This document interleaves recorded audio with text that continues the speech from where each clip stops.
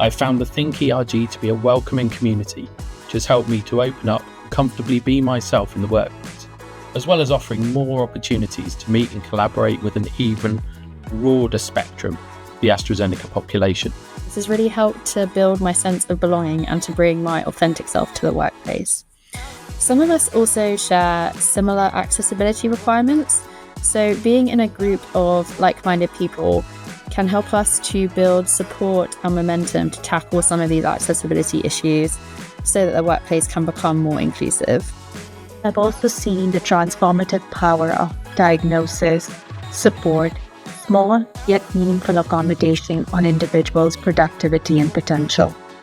I hope to be part of curating these success stories and playing a small part in creating an environment where neurodiversity is not just accepted, but celebrated.